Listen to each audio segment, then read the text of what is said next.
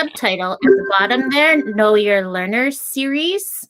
So we're doing the series a little bit differently this year. And I heard Rhonda, just as a warning, started to record this session. So if you want to turn your cameras off, feel free. So last year, all the just-in-time sessions were focused more on content because of the new curriculum. We're going to talk about where you can find resources if that's what you're looking for content. This year's JIT sessions are going to be a little different. As I said, we're going to be focusing on getting to know your learners within the context of each topic in our long-range plans.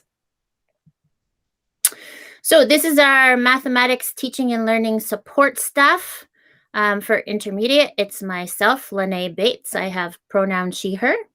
And Rhonda Hewer is here. Do you want to introduce yourself, Rhonda? Hi, I'm Rhonda Hewer. Awesome. So for today's agenda, what we're going to start with is looking at the long-range plan, sort of a quick overview of some things that may look familiar to some of you and some things that have changed as well. We are going to delve a little bit more into social emotional learning in the mathematics context, specifically by exploring the learning pit. We will then move into topic number 1, where we're going to dig deep into how we can know our learners and what their current level of understanding is in terms of our first topic of integers. And then we're going to summarize some strategies that you'll hear us talking about all year long in terms of re-engaging intermediate math learners for students that may have been slightly disengaged over the last 2 years. So what we want to do now is have a look at the long-range plans. We'll do a little orientation.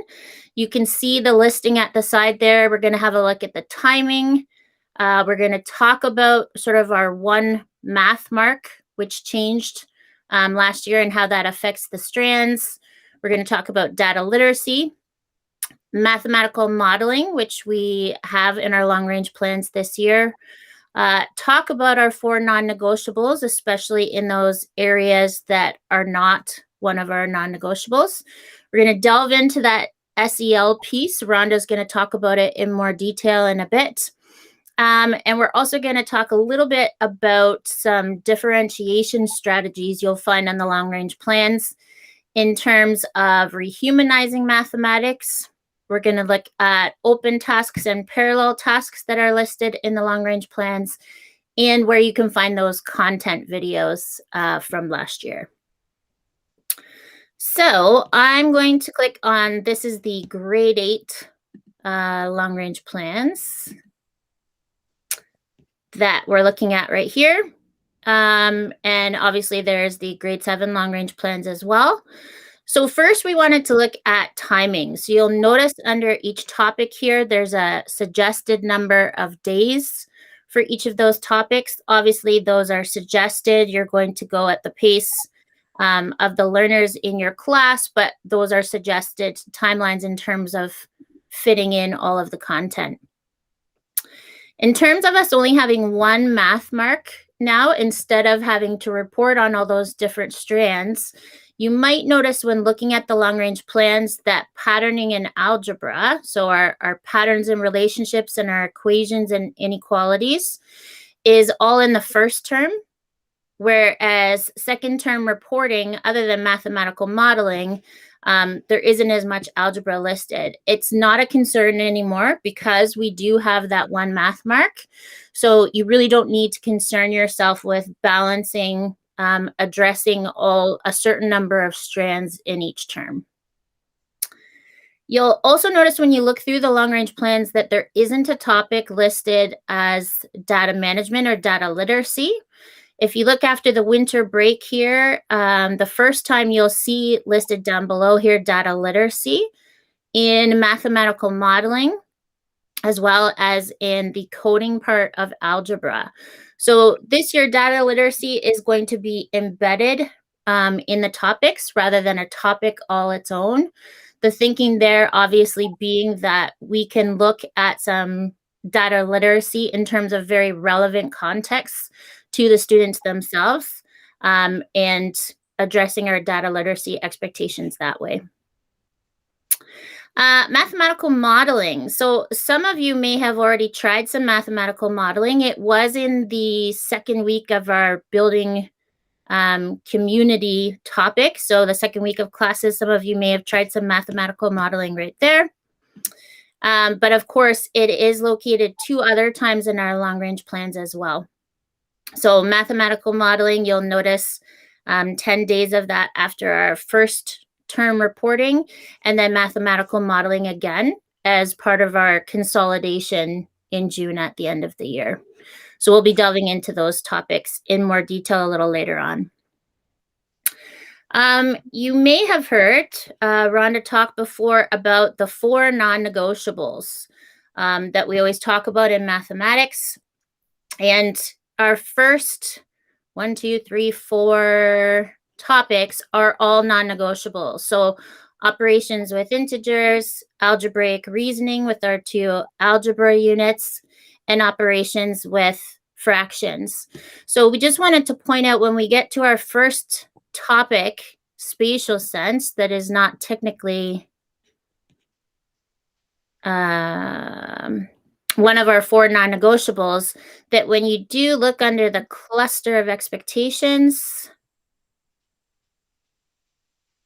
you'll see there the 4 non-negotiable lens. So within a topic that is not one of our non-negotiables, you'll see there that there is that algebraic reasoning expectation that, of course, you are revisiting when you're looking at spatial sense. Also, when we look at our long-range plans, you'll notice in all of the topics, we'll look at integers, for example. This year, under the cluster of expectations, there is an SEL focus. So for each topic, we're highlighting one of the SEL pieces. In this case, identify and manage emotions. And if you click on that, it will take you to a chart that talks about SEL. Rhonda's going to get into this in a little bit more detail in a bit, where it has a look at each of our specific SEL skills, why we want to focus on those things, what it's going to allow the students to do, some prompting questions to allow students to think about their own SEL skills, and some teacher moves that you can use in order to accomplish those. Okay, and then we wanted to have a look at some of the differentiation strategies that are listed in our long-range plans. So within each topic, we're still in integers here. When you scroll down to the 3 different slide decks, so the first slide deck is always some resources around learning through problem solving. Second slide deck are some resources around building fluency for conceptual understanding. And the third slide deck around purposeful practice. So I'm going to open up the slide deck for learning through problem solving.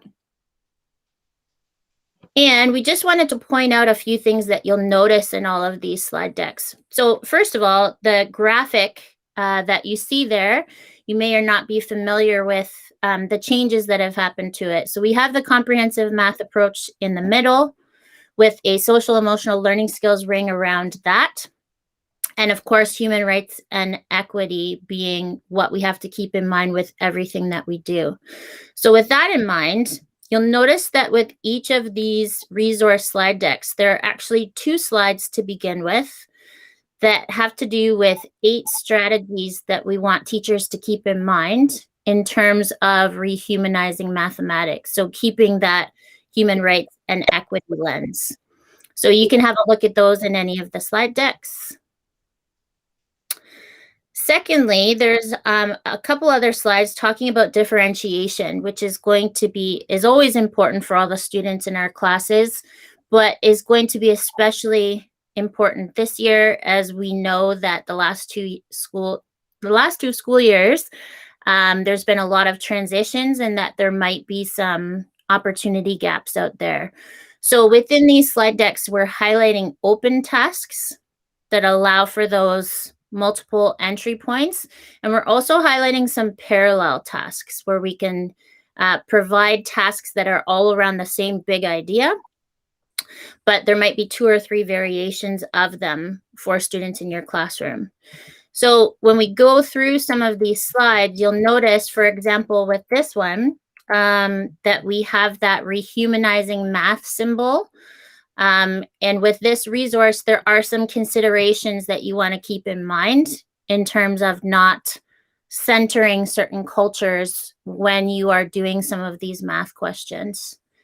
You'll notice later there's that symbol for some open tasks, and then a symbol there for some parallel tasks. So for this one, for example, the big idea is, can students do operations with integers?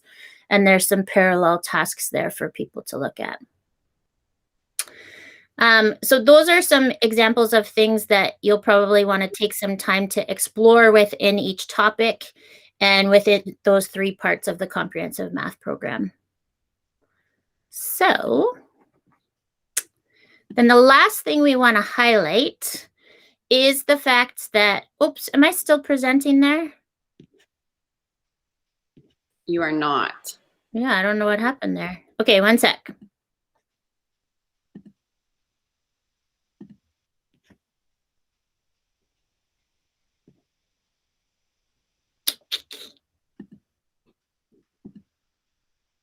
There we go. Is that better? That is better. Okay, phew.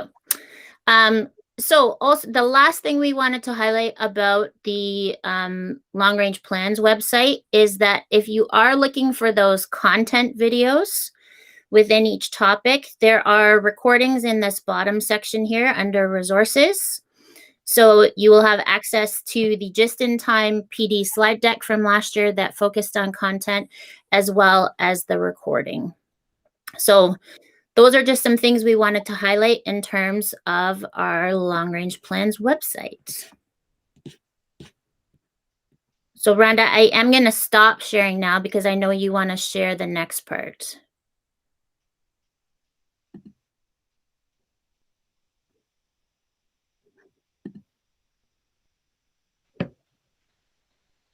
Okay, so moving on in our agenda, we want to just take a moment now to address the social emotional learning skills that are its own strand in the math curriculum. This isn't something we really focused on last year because we were still waiting for direction from the ministry on how to approach it. What we do know is we do not evaluate them. We're not evaluating the social emotional learning skills, but we are responsible for paying attention to them and giving students opportunity to think about them. So as Lene pointed out, in each of our topics, we're having a focus, and we are well aware that all of these social emotional learning skills overlap with one another, but it might be helpful as a teacher that if you knew, okay, for this topic, I'm going to focus on this. Of course, you're going to see demonstrations of the other skills, but if you make one your focus, then you can build more of that into your instruction around what you would like students to do and how you would like, and kind of tracking where you feel their level of understanding what those social emotional learning skills are. So for integers, just a minute here, what's going on? Oh, I see what's happening there. Thinking about this first one for integers is identifying and managing emotions. So what you have there are some potential exit ticket prompts that you could use to get to start to understand where students are with this skill. And then we've also, in the developmental tracking sheet that you can find on any of the non-negotiable topics, you will see that we've added a tab for social emotional learning skills. And I want to be clear here, we're not assessing this and we're not evaluating it, but we are tracking it so that we can help students and we can pay attention to where we need to potentially give students more opportunities to think about how they feel about math. And just before we move on to more about identify and manage emotions, here are some examples. So this spreadsheet was piloted with some teachers, and this is how some teachers have gone about just tracking where they feel students are.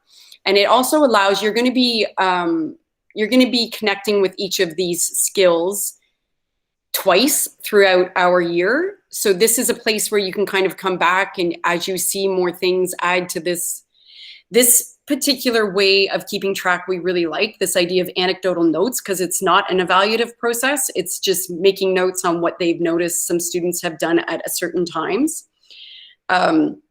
You are not necessarily going to be able to observe SEL in every student every day. We totally understand that, which is why this is a great central tracking sheet for you to have to come back and revisit. So this is how one teacher did it, using anecdotal notes. A different teacher used color-coded checkbox. I don't know what the colors meant. What I do like about the color choices that this teacher has chosen is it's not our traditional assessment colors. So if somebody were to see this, it doesn't look like they're actually evaluating it. They're just kind of keeping track, and they have their own reason for the colors. One thing you want to think about is, once you have started tracking these, it's not enough just to track it. You now need to think about what's your next instructional move on this. So for example, this teacher is noticing in engage positively in math activities, one student is in the gray, but she hasn't collected any information about any of the other students. So what's this teacher's next instructional move to make sure whatever this gray check means, that we can turn it to a blue, or that other students have an opportunity to demonstrate it. And the third way we've noticed teachers using it is same idea, using color-coded skills. And then these ones are tied a little bit closer to what we would normally use as traditional color schemes, probably showing red being not yet, yellow being getting there, and green being got it. We are saying do that with caution, because we don't want to get stuck in like, we're grading them on this, or we're giving them a grade on this. This is just really your chance to track where students are at and help them develop a positive math identity about themselves. So one way that we can address at least 3 of the social emotional learning skills is by using an analogy that was created by James Nottingham called the learning pit. And with us today is Jen Schaefer and Jess Nielsen from Grow Public School, and they have volunteered their time to come and share with you how they use the learning pit with their students all year long. And at that point, I'm going to stop sharing and hand it over to Jess and Jen. Thanks for the welcome slide, the welcome and the lovely welcome slide. Do you want me to hit present for you? That would be great. Okay. Yeah, thanks so much for asking us to come and talk about growth mindset and the learning pit. Jess and I have taught together for this is our 12th year of teaching together, and so when we talk about this idea of implementing the learning pit into our classroom, we've had many iterations of this over the years. It's kind of exciting to see that more and more teachers, I see this all over Twitter recently, that a lot of teachers are really, it's not particularly new, but are starting to really use this as part of building their math community.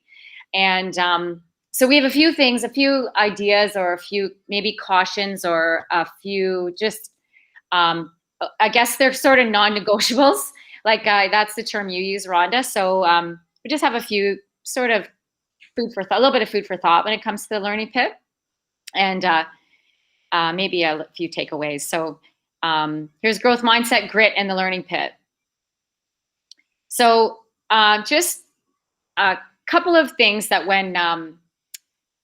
when we start to think about giving this analogy to kids, we do a little bit of front loading before we actually slap a learning pit up on the wall or prepare any kind of slideshow to sort of get them in that mindset of talking about it.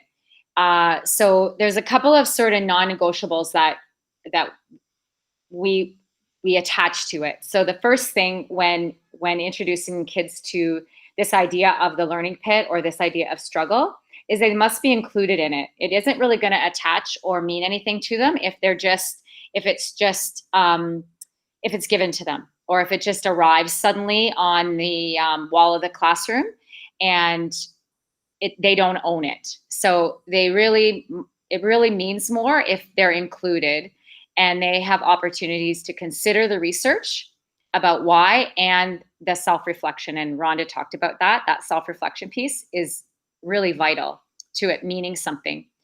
The second thing is that they have to believe in it.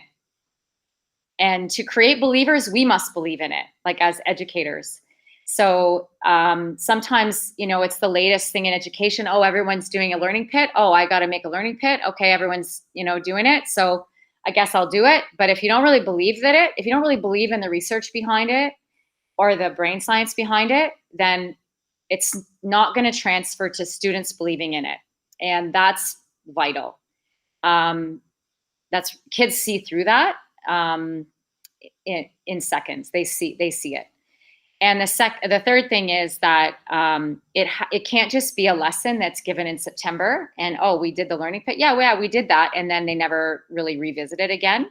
And they don't have a chance to interact with it. It has to be something that they go and touch and write on and make a mess of. And it doesn't have to be pretty. We'll show you the one that hangs in that we just started. It's very early, and it's already pretty ugly. Like, it doesn't have to look good because it belongs to students. So those are kind of those three sort of non-negotiables when creating it. It shouldn't look good. And then just as an aside, there's some alternative metaphors. Like, some students, if they're sick of the learning pit, like if they've seen it in their classroom for 4 or 5 years in a row, they're like, yeah, whatever. I've been in the learning pit and I can't get out of the damn thing. Then there's some other alternatives that, have the same idea, the same analogy, maybe, repackaged. So those are just some food for thought that way. So we're loading. Loading. That side doesn't want to. Hold on. There we go. All right. So just like Rhonda was saying about the having kids really think about how they feel about math, and these are any ideas that we've ever used are not ever our own. We've taken them and borrowed them or stolen them from somebody else. I think this might be a Rhonda Hewer. Idea that we've stolen and repackaged. So early on is, right away at the very beginning of the year, we did a few hard tasks and then, asked kids to, just think about what's math is like. We talked about some similes. We gave them some, we did a little language lesson on similes and metaphors, and then here's what they came up with. So you can see, one kid said math is like stupid, erased everything they wrote and said math is stupid. Math is like onions. When you see a new problem, it makes you cry. And so we give them a chance to, honor every single horrible thought they have about it. Most of them hanging there are pretty negative. And, by 7 and 8, a lot of kids have that same sort of idea about what math is like for them. And so we give lots of opportunity for them to do that. We've seen another strategy about, dear math, writing a letter to math. Dear math, this is how I feel about you, blah, blah, blah. We haven't done that one yet, but we might come back over time and revisit this idea over and over again. There is another Rhonda Hewer strategy we've used many times where students graph their feelings about math on a large graph they make either outside on the tarmac or in the classroom, where they graph on one axis my love of math and my willingness to get better at math, and then they plot themselves on that. We didn't do that one this year, Rhonda, but I love that, and it's very, very visual, and it everybody can see where everybody else stands, and it just gives everybody a chance to talk about how they feel about it. So that's vital. We haven't even showed them the learning pit. They're just, how do you feel about it? And then, of course, there's the hard tasks. And so we spent the first couple of weeks developing this little bit of a struggle situation. So we use the stand-up whiteboards, giving, each day a partner problem, getting used to those stand-up whiteboard routines where they were working on both collaboration and then a struggle with math. So this is just one example. We gave this chicken McNugget problem. This was the one that really did push kids into the pit. But the idea is, we want to create a situation where the struggle is the norm, so that they understand that the math class, it's a norm, and that's a good thing. That's okay. Even though, math might be like onions, the struggle is the norm. That's the situation we want to create in here. We want to celebrate the mistakes of it. We want to reassure it. We want to give voice to it, all those feelings you have about it. Ask students to lean into it, the struggle, to name it and never rescue it. So that takes a lot of practice and a lot of routines right at the beginning. So, every day for 2 or 3 weeks, it was just, nobody ever solved a problem. Like, it was all problem-based focused, never solution focused. And so that was that getting ready for introducing the never rescue it. Yeah, it is really hard for sure. Is there anything else? And having them take a minute, even in the middle of it, to identify their feelings towards it. So we like this. My class really struggled with this one. They didn't like the wording of it. There was a lot of kids stuck in the mud, and we had to identify, like, how do you feel right now? Like, pay attention. What's your body doing? Like, kids identified, I'm looking at the clock. I'm counting down. When do we have gym? What are we doing here? I'm distracting everyone. Like, they were able to name their avoidance or distraction, or I want to be done with this. Yeah. This is really, really important too, is the idea to the opportunity for kids to consider the research and to show them the Joe Bowler research on fixed and growth mindset, and to explain to them and show them those videos about if the task is too easy, no learning is happening. Or to, show them the studies that show teaching people to have a growth mindset that encourages focus on effort rather than intelligence. Kids who are very strong at math and who find it easy and who have always been successful, they are usually the biggest skeptics when you introduce them to the learning pit. They don't want to go in it. It doesn't feel good. And so they have the hardest time accepting this research, I usually find. The kids who do struggle, they're a little bit relieved, like, oh yeah, oh good, that's okay. Like, they're a little bit more able to buy into that. But the kids who, really, really always do well and they've always been praised, they don't really want to consider this at all. It means that, that we would rather see the mistakes than the final answer. So taking some time to teach them this and be really transparent about the research is also a piece of setting the stage for this and revisiting it again. And then I'm just looking at my computer as it says low battery. Do you have a charger next door? Yep, I do. We're in 2 classrooms side by side, and this is the learning pit that I get in. Is my I need a tech support team at all times. Oh God! And the door's locked. This is very Jen and Jess show.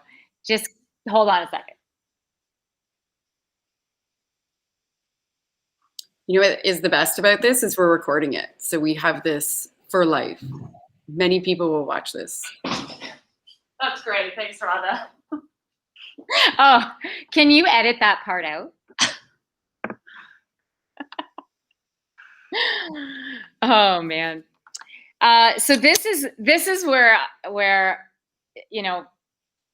for me, this is really, really important too, is that that the learning pit has to be really built together. And this is what Jess was saying about through that authentic struggle. So when kids are fighting through a problem where you can tell they're all stuck and they're not getting there.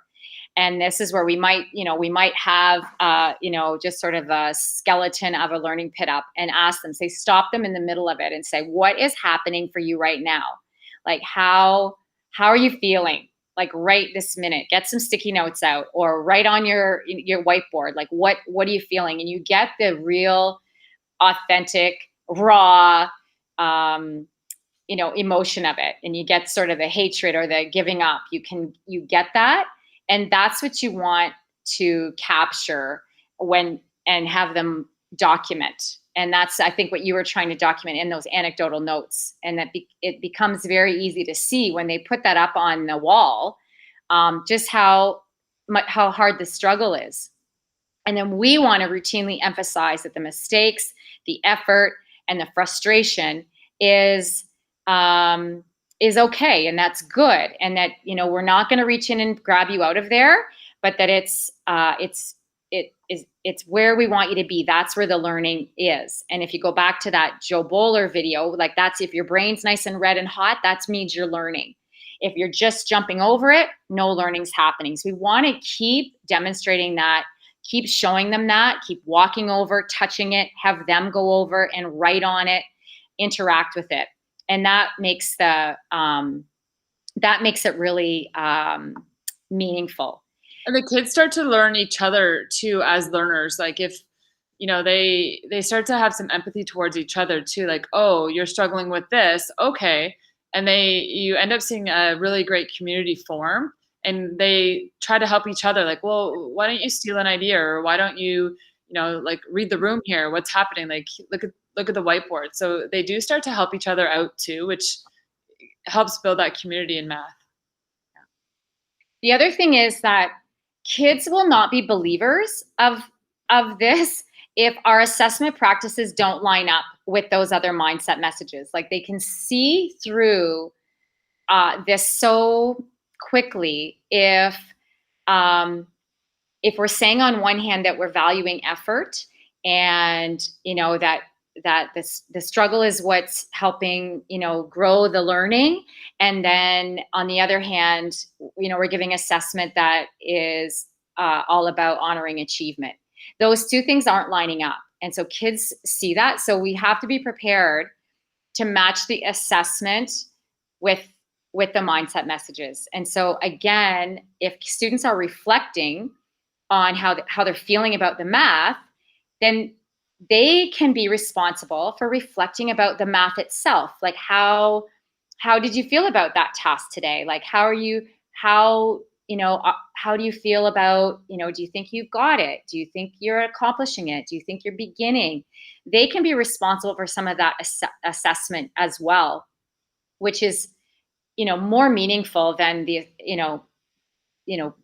assessment that we're going to slap with a grade on it at the same time. So I think those things also have to line up, or kids will not believe that this, is, that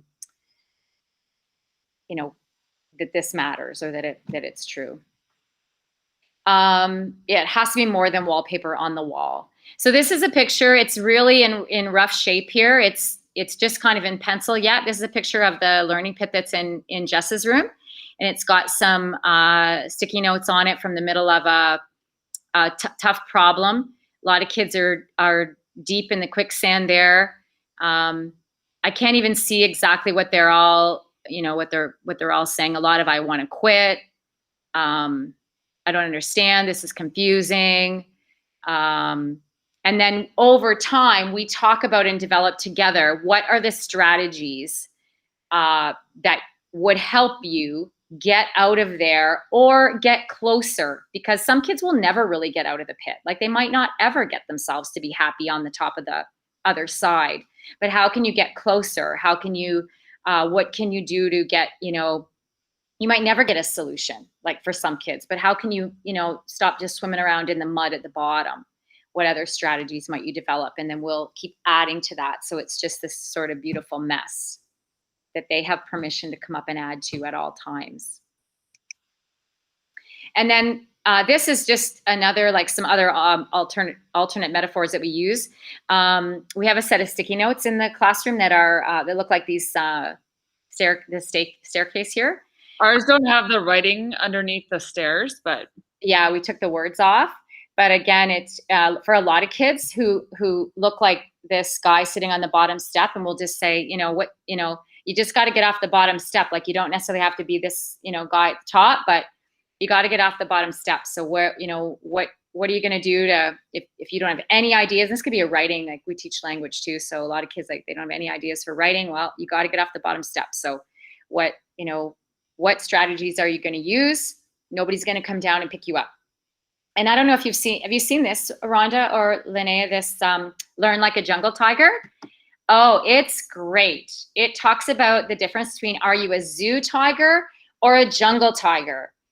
And a zoo tiger just gets fed the steak right in the cage and doesn't have to do any work, and doesn't have to go hunting, and doesn't have to go do any work for survival.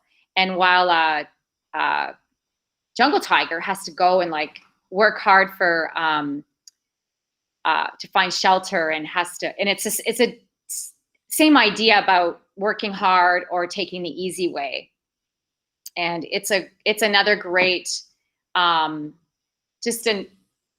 way to conceptualize this idea of struggle. And I think that's it, isn't it? Yep. So if you're sort of sick of that learning pit, or if it's kind of like run its course, there's just a couple of other ideas there that for some kids, they need another, way to reinforce that message. So I don't know. I hope that was helpful. Sorry about the charging issue in the middle.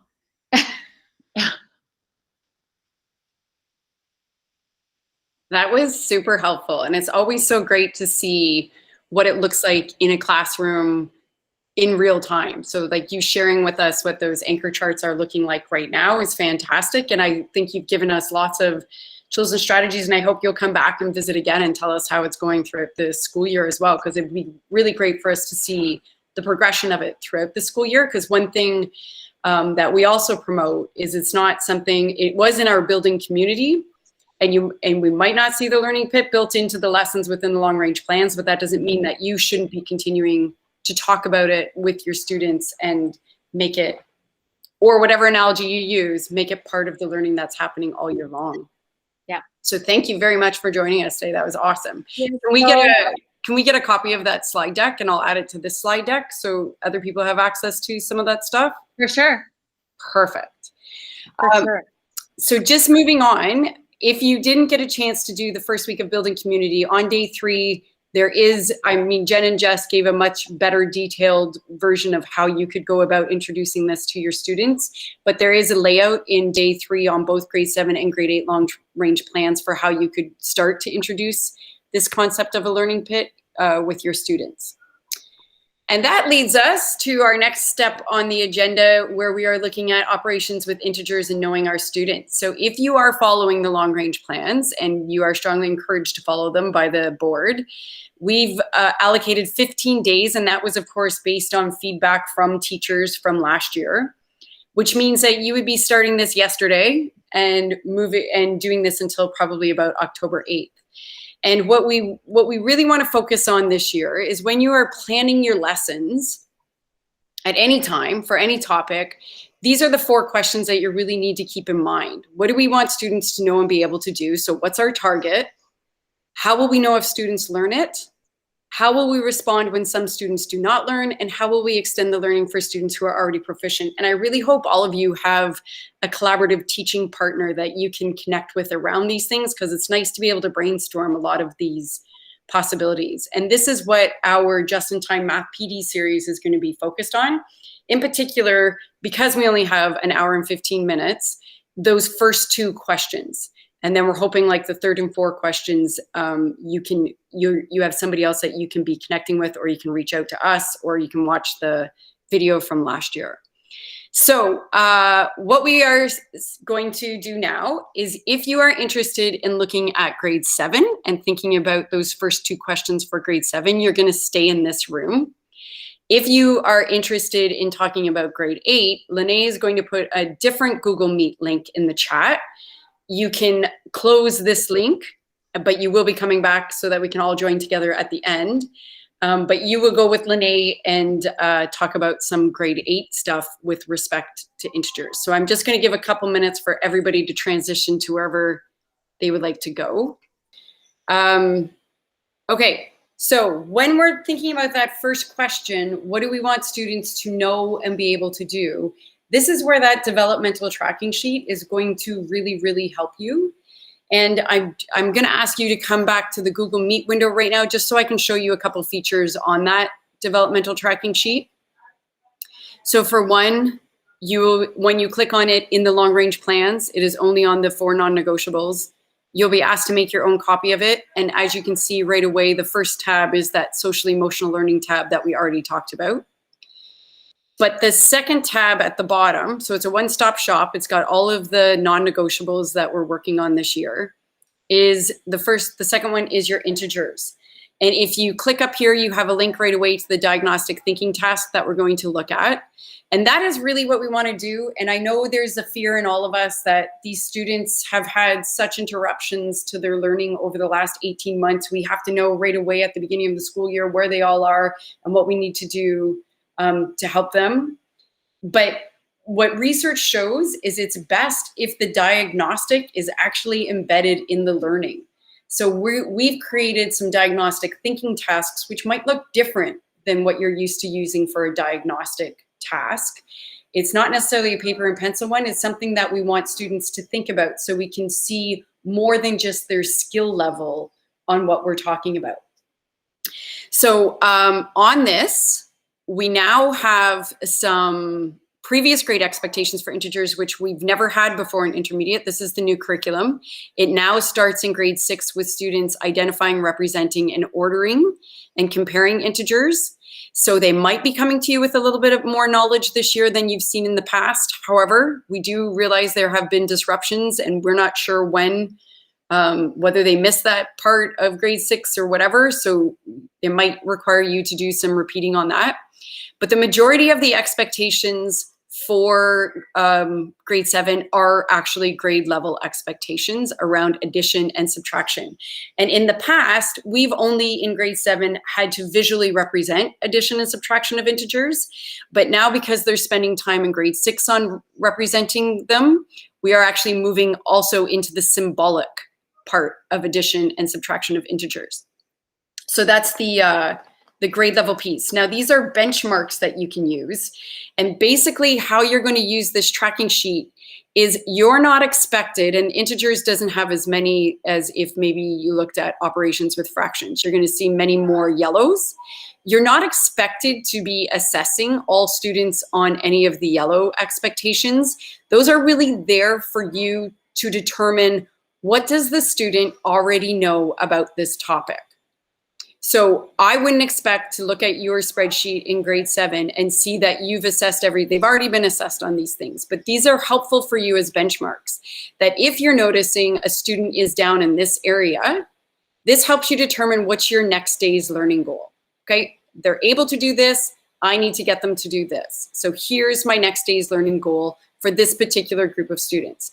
There are other students who may be further down here that you will have a different learning goal for them. So these are benchmarks for you to be able to use.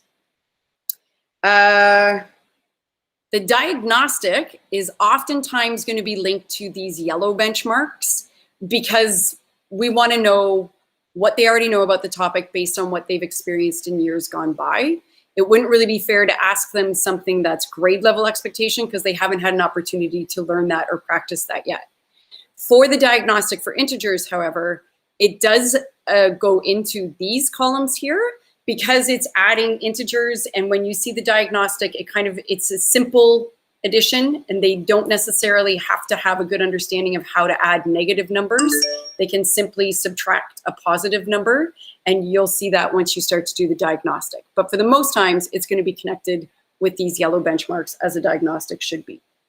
Okay, so you can go back to your Pear Deck now.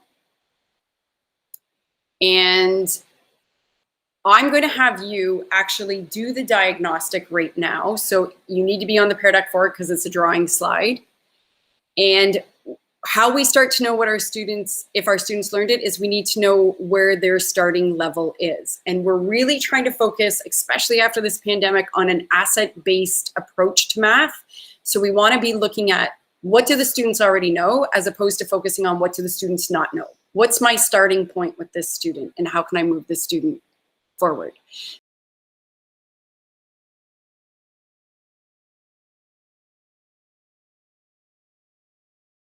Okay, if we go to slide 21, this is from a resource called Leaps and Bounds, which all schools have somewhere. And at the beginning of every topic, the book outlines why students might be struggling with this particular topic. And so a lot of these would be connected to later in grade 7, once you've done some more integer work, not right now. Maybe the first bullet would be right now, because it's talking about comparing the two integers.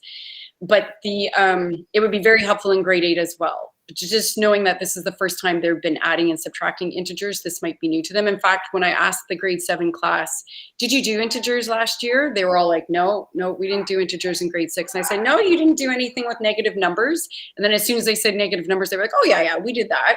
So even just the terminology of integers is so brand new to them to think about. So this is a slide for your reference that you can come back and look at when you're trying to really dig into what is it, how can I help this student? What's the root cause behind why there's an obstacle here for this student? One of these reasons might be the reason, and then you can address that. And then the last thing I just want to share is slide 22.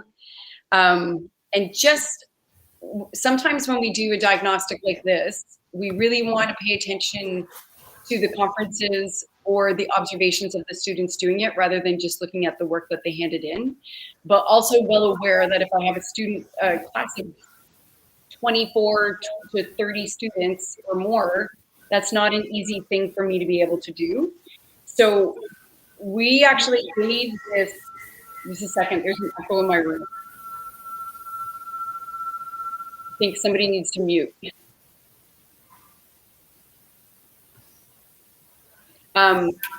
We actually did this problem with the grade 7 class, and then I had the opportunity, the teacher whose class it was, I had the opportunity to hang out with them because they had planning time right after.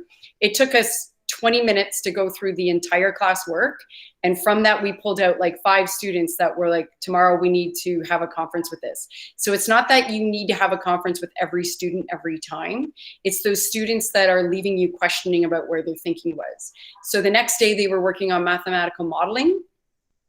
And the teacher was able to pull the students into the back of the room, and it took less than 3 minutes to talk to each student. And then we had a really great understanding of where their level of thinking was on that. So that's just something to keep in mind. Observations and conversations, super important. Not that you have to do them with every single kid, just the ones for a diagnostic that are making you like stay up at night. I don't really know why that number came.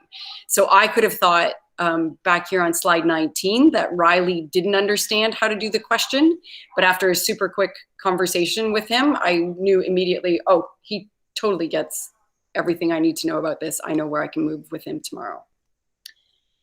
Okay, and it is 5:15, so I am actually going to share just the last few slides, so it won't be on your breakout, in your breakout or in your Pear Deck, but if you come on back to the Google Meet, I'm just quickly going to wrap up. So engagement strategy harvest, these are the things that when we're thinking about how to re-engage students in the math classroom, we're going with an asset-based approach, so knowing what your learners can do rather than determining what they don't know. We're focusing on those social emotional learning skills that Jen and Jess shared with us and how important those skills are.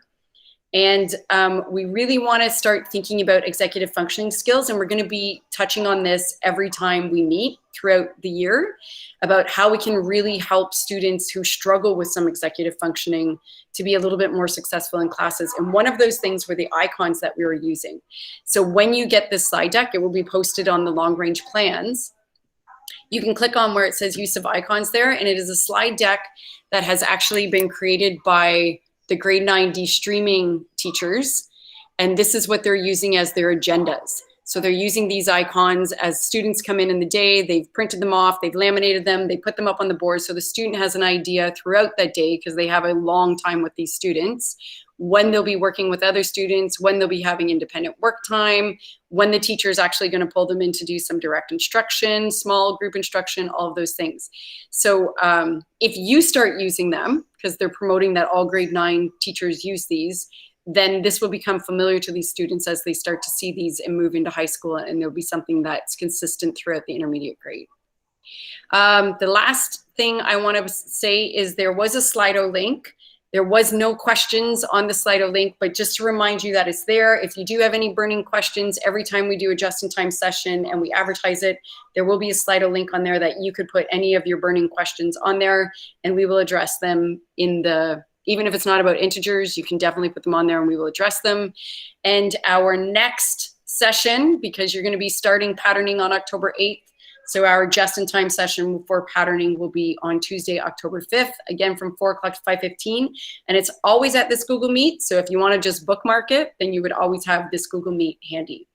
And on that note, I'm going to stop sharing. I'm going to thank you for coming and staying with us for so long. And we will hopefully see you at the patterning session. And I hope this was helpful for you.